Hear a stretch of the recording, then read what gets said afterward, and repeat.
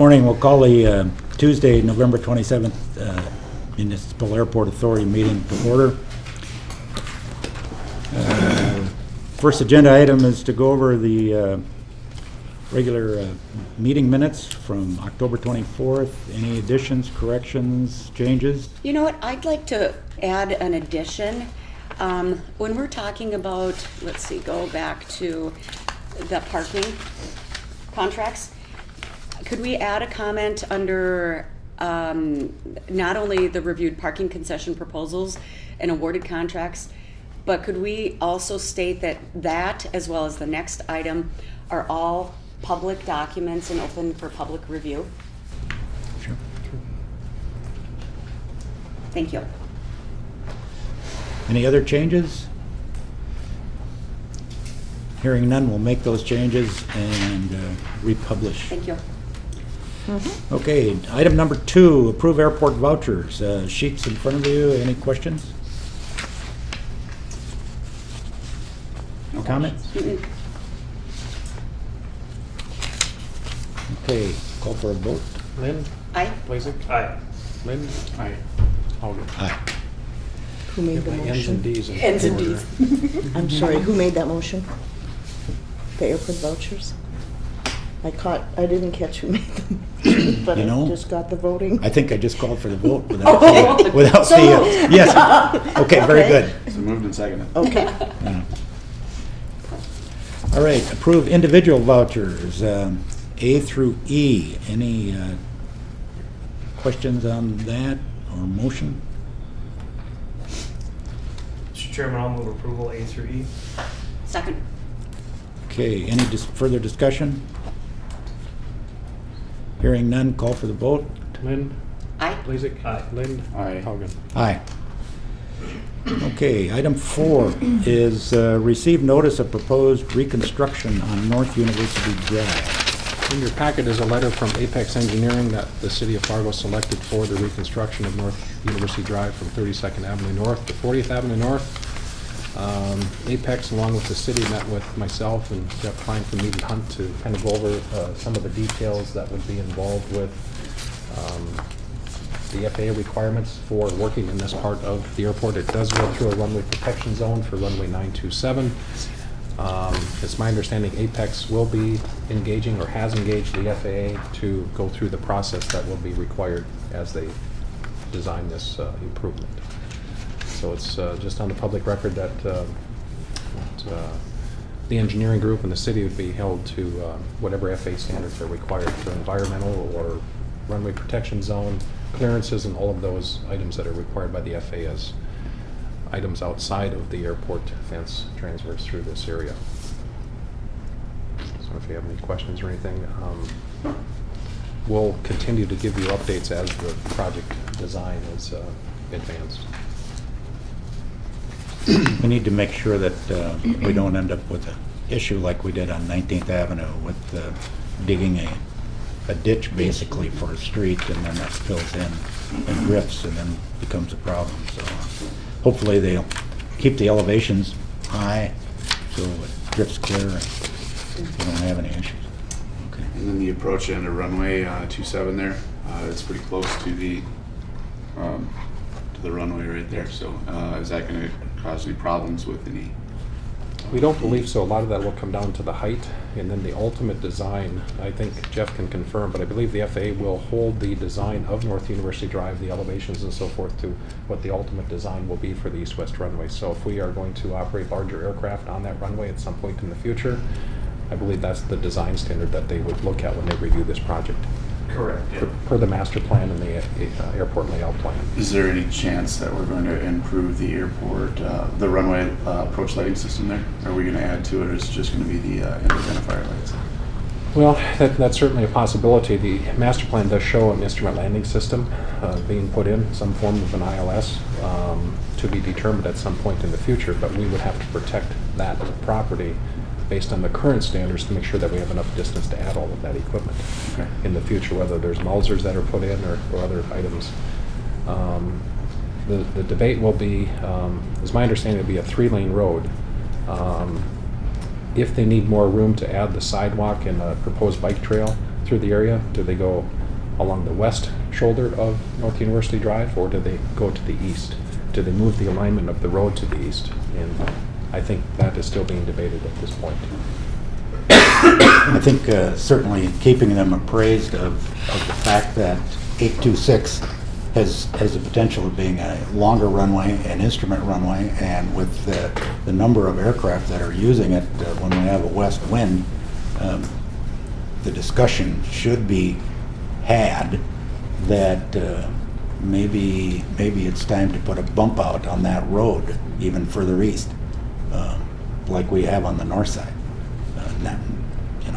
Obviously that is something that ought to be looked at for the future. I don't know that now is the time, but if we're going to have a true instrument runway, we're going to need a larger clear zone, I believe, in there. Makes sense. Anyway. My understanding, a lot of that will be flushed out in the RPZ analysis, so, I believe the FAA will make them come up with, X number of alternatives, and analyze each one and then come up with a preferred alternative report. Okay. Because this is not just like doing a street repair downtown when you're next to an airport. So we have to appraise them of concerns that we have. Okay. The only other issue that I foresee on this is that almost all of this is airport property. Yes. Yes. So are we going to be paying for this? Well, For the specials for this? they would propose, but I believe the FAA policy in terms of special assessing, our ability to pay special assessments within the runway protection zone area would still prevail. I guess that's something that will have to be flushed out as well with the FAA, but if we go by the policy they had on North 25th Street, the same rules would apply here. This land cannot be developed, so therefore there's no immediate benefit to the property.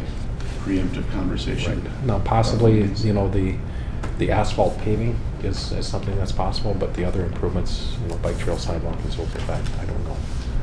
Yeah, there's a benefit, obviously, to having the road there to the airport, but how much of that we'll be able to pay, I'm not exactly sure.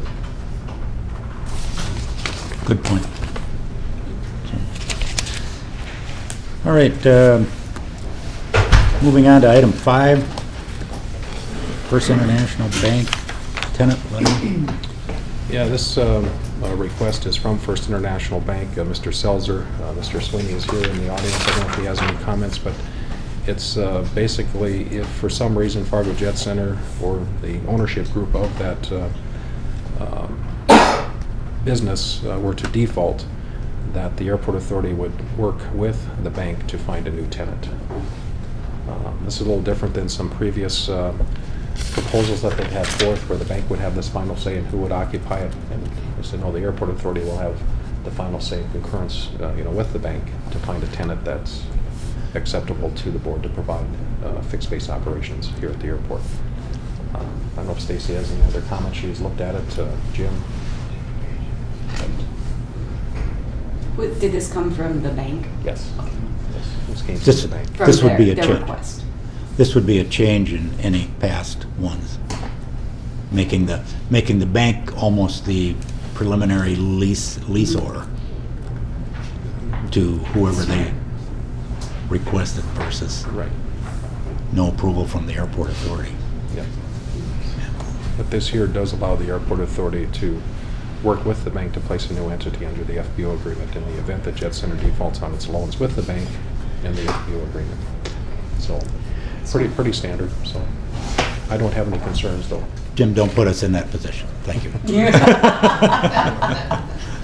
Okay. All right. Next is, I want to take a motion to approve that. oh, yes. So moved. Second. Moving second, voice vote. All in favor signify by saying aye. Aye. I will abstain. Okay. And number 6, authorize attendance at the AAA&E Great Lakes Chapter Board meeting. John? Second. Okay, any discussion? Hearing none, all in favor signify by saying aye. Aye. Opposed, same sign. Carried. Number 7, authorize attendance at the legislative conference of AAA&E in March in Washington, D.C. I'll move approval. Okay. Second. Approval and a second. Any further discussion of that? This date usually always coincides with the annual chapter meetings from across the country, so 19th and 20th is probably 2 extra days added on to the end to meet at the national headquarters of AAA with the chapter presidents and boards. I'll be interested to see what they, for when you come back, to share some of the experiences they're having with versus the impact of Uber, Lyft, parking.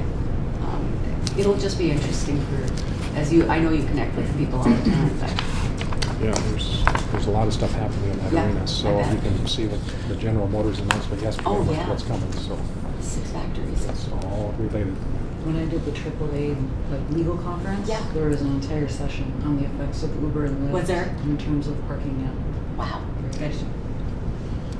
There'll also be a new Congress in town, so it'll be interesting Oh, to yeah. see how they're reacting to FAA, DOT. Okay. All right, Vote on that?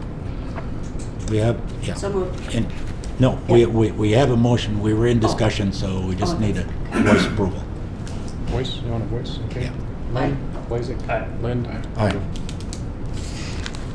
And number 8 is airport construction and security updates. Mr. Negron, do you have anything from the TSA? Just pretty busy travel season. We seem to have gone through it okay, even with massive cancellations from Chicago. They're like 1,400 or something. We still processed over 2.5 million passengers in a day. So it's very, very busy travel time. Seem to be handling it well here.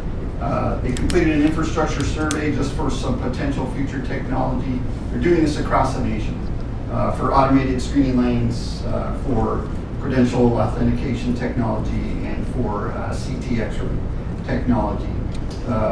We know here probably sometime this next year in 2019, we should be receiving the credential authentication technology. It's linked into many databases and has proven to be, as it's been piloted, proven to be highly effective in terms of identifying fraudulent identification. So we're looking forward to receiving that technology. The other 2 pieces we may or may not see, but they've completed their survey here to see in terms of infrastructure what might be needed and if this checkpoint, this site could accommodate those technologies. So as they move forward with that, we may or may not hear on receiving some of those technologies, what they think in terms of this checkpoint accommodating either a CT or an automated screening lane. So, but other than that, nothing further unless you have any questions for me. Do you take much of a break between now and the Christmas traveling season there? It'll stay kind of steady. I mean, we won't see the surge of Thanksgiving, but Thanksgiving leading into Christmas, we anticipate it remaining quite busy in terms of travel. So we're seeing that here. We're seeing the numbers up in North Dakota as well. So we don't expect there to be a drastic lull. Just pretty steady travel time.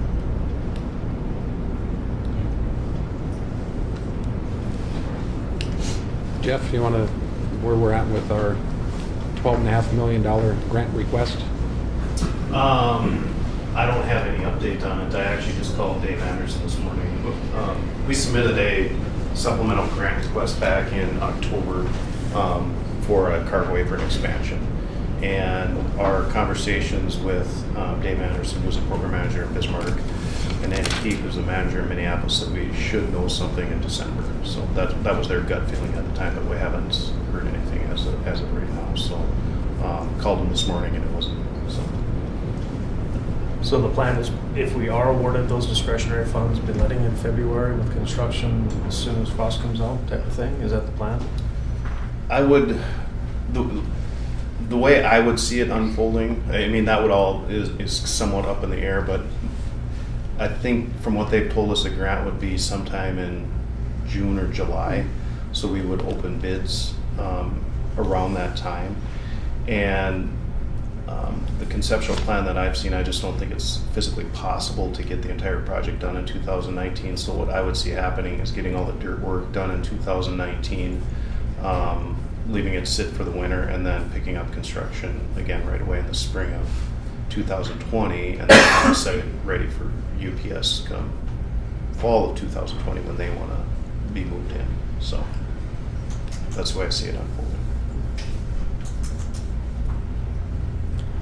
I was over at the old terminal at the UPS rental space yesterday, and just walking around talking and seeing how it's going.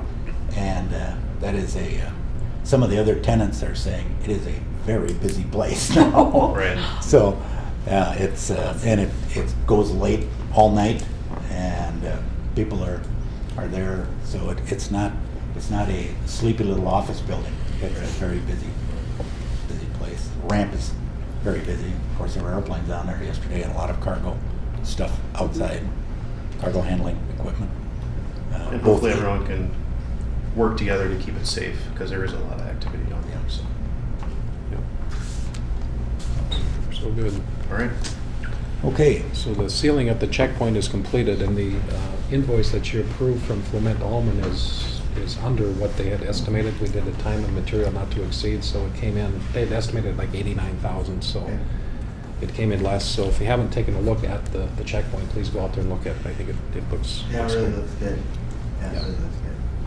So from that standpoint, We're about 90% done with that real detailed estimate on the Skyway, and hoping to have that done within probably this week or early part of next. So the next meeting we'll be able to present that.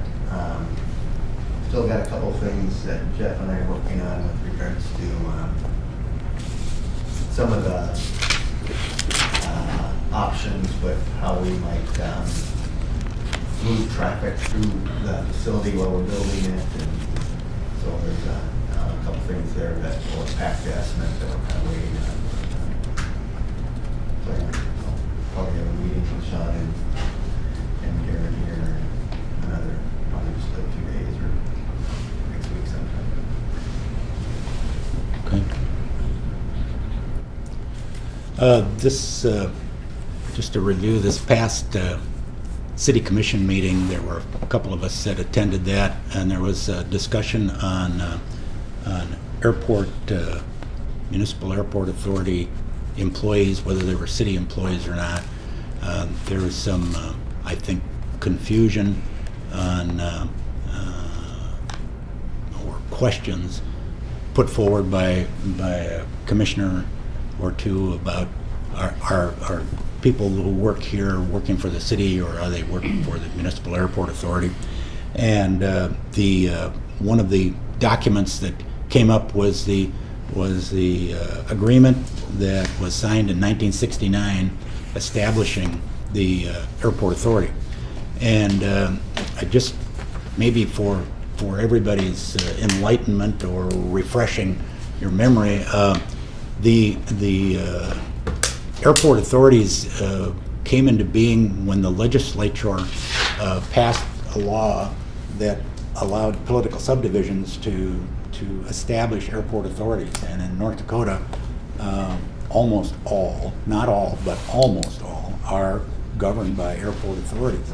And Fargo was no different. The city commission in 1969 approved establishing the municipal airport authority. And all of the laws that govern them, the state statute lists the responsibilities and covers all of the duties and what can and should be done by airport authorities, and that are authorized to do. So this law has been updated. It was 2015, it was updated. 2018, it was updated by the legislature. So the members of this board function under state statute. So it's not that we decide to do something on our own. We follow the law. Matter of fact, we all signed signed an oath to say we'd follow the Constitution and the statute. But the real question was the law, or the document that established us with the City of Fargo City Commission in 1969. And it was established with 10-year end date.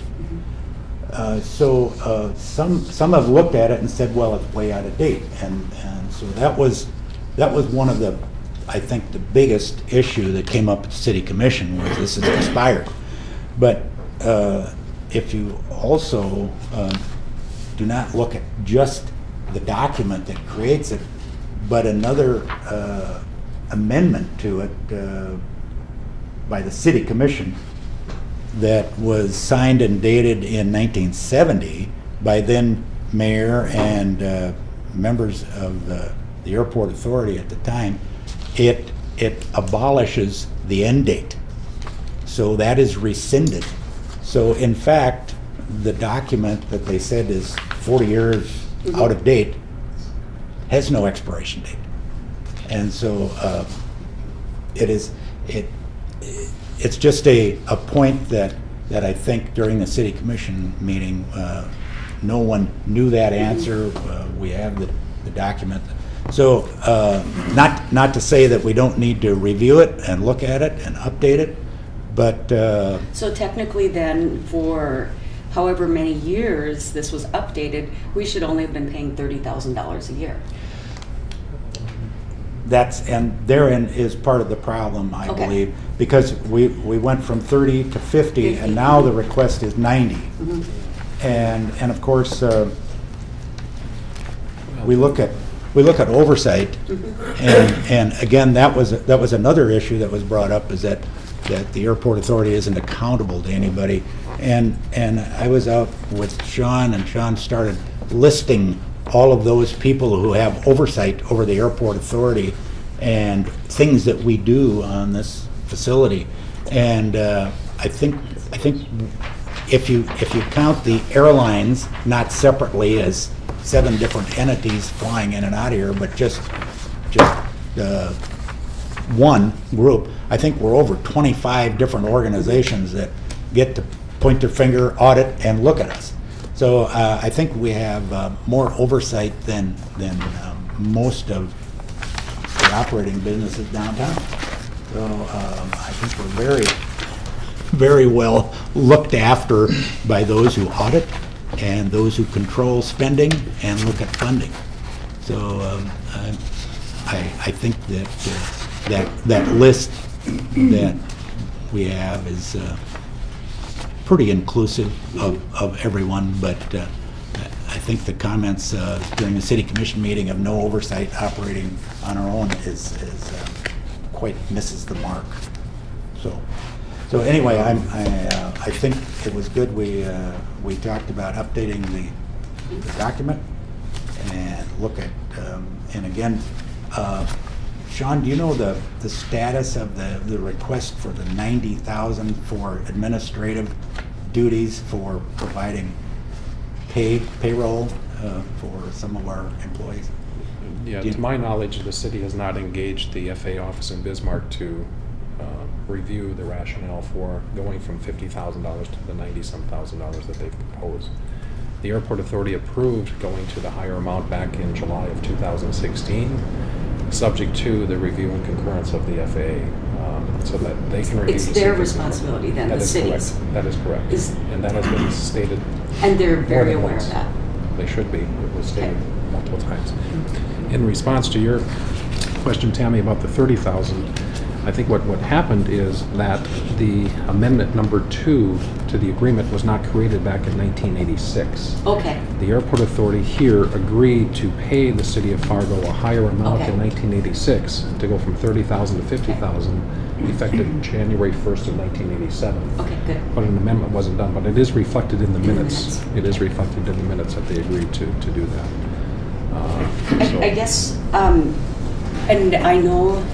I think the paper trail, as we see right now, it's not the intent, but it's the paper trail that's so important. So if, I know that there's been some emails that said, can you two take care of this with the FAA?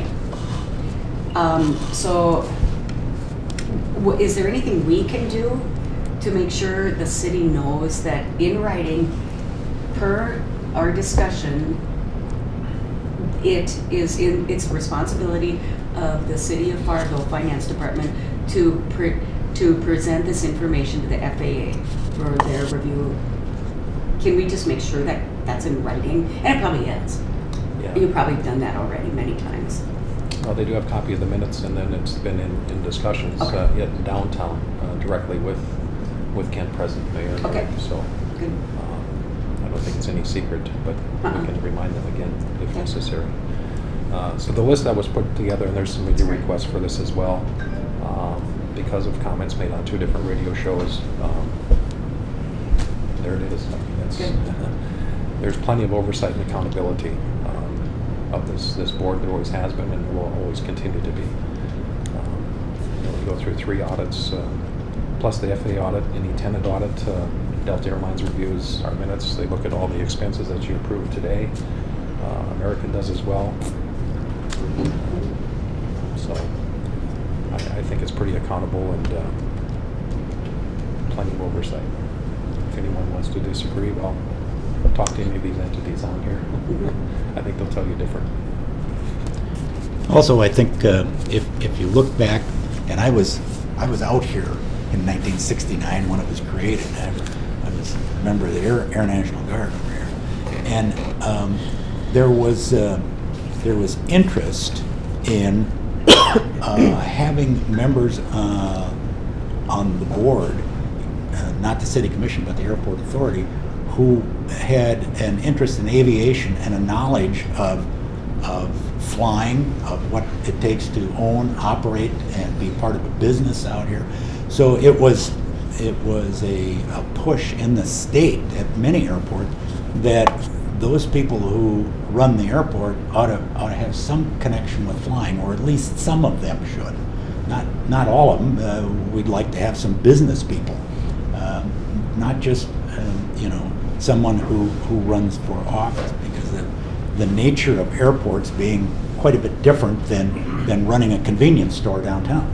And so I think if you look at the makeup of this board, it has been those with aviation interest. We have had a good relationship with someone from NDSU being on the board, because they're our big southern neighbor, and they have real issues with land and land use. So it's a good fit to have someone from that large organization on here as well. Well, I'm sure UND has probably got some relationship. I see Jim shaking his head. So anyway, that's just a little background, a little information for it. Also, one of the other items that sort of came up was who owns the airport, who owns the property, how is this done? Well, if you check that with the document that we have, there's an attachment on the transfer of land, and if you look at when you get a tax statement, Municipal Airport Authority gets tax statements for the land. So it's deeded and owned by the airport authority to manage and operate and run and protect. So I just throw that out for everybody's information. That's great. So, okay. Anything else on security? Any other updates? I think the only other thing is, and General Haugen has a copy of it, and I can email it out to you if you're interested, but Sean and I have been working with Roger Cluck at the engineering department to finalize the list of tenants that will be getting a monthly stormwater fee assessment starting January 1st. Some tenants will get an invoice for $8 a month, and others will get substantially more based upon the amount of leased area that they have. So it's a pretty substantial list. Very. So if you're a hangar owner, you're going to get a monthly bill from the city. I think you have the option possibly, if you have a water meter, on premises, it may be part of the water meter, or it's gonna be a separate invoice if you have a hangar, like the Westminster Big Blue, where there's no water meter. I think it's a separate bill that comes, so. Joan worked hard to verify all of the mailing addresses for the tenants, and hopefully we'll be in order. And also, going back to the land and usage, even the city police department, if we have an issue out here, treats the airport as a private business. They have to ask us about arrest warrants, about Towing a vehicle. yeah, towing a vehicle, everything. So again, If there's a water main break, our water mains are considered private. Storm sewer issue, sanitary sewer issue, they're all considered private. This is, so, unlike, you know, with, same as what the park district or school district would go through. So, if the water main breaks, we fix it, not the city. That's the way it's been since forever. so anyway, glad we're going to get with the city and try and get an update on our document. Good. So, any other things? Okay. I don't think so. UPS upgraded the airplane to an Airbus a few days ago, so their inbound volumes are substantially greater than what they had projected. Great. So. yeah, And they will be very after busy. yesterday, Cyber Monday. I know. Yeah, so it's going well. It is congested, and I think their interaction now with the tenants in the South J from Group 6 or from the Army National Guard and other tenants has helped to mitigate any concerns about their mutual operation on that ramp area. It's very congested, but at the same time, I think they'll become more comfortable with each other's operations as time goes on. Granted, between now and Christmas is a really, really busy time. Things will get to a more normal schedule starting right after Christmas when they're in the non-peak season. So, but I think they've built a pretty good relationship with the tenants down there and try to avoid each other at their busy times and operate the airport. One other thing that I just noticed in the paper this morning, there was a good article about the air show and the amount of money donated, and a lot of people in this room spend a lot of time and effort working on that air show, and it's a great part of the community. We It's a great article. just have a lot of fun, but it's a lot of work. So again, thanks to everybody involved with the air show and all that was done for that. And thank you. the one for next year is coming up soon, and that's going to be a real challenge with UPS here now. And then we'll take a couple-year break and build UPS a whole new facility, and one after that will be easy. So thanks again. All right. We want to Thank you. discuss December meeting dates. Yeah, December 11 and meeting dates, 25. the second and fourth Tuesday. The second Tuesday appears to be clear. The fourth Tuesday, is that Christmas Day? Yes, it I is. mean, we can be here if you'd like, but we probably would just have one meeting in December unless there's some issue that arises that would request a special meeting before Christmas. That sounds good. I think we should have some agenda items too by then that should be finalized that we need to meet. So, Good. The 11th. okay. Very good. All right. Meeting is adjourned.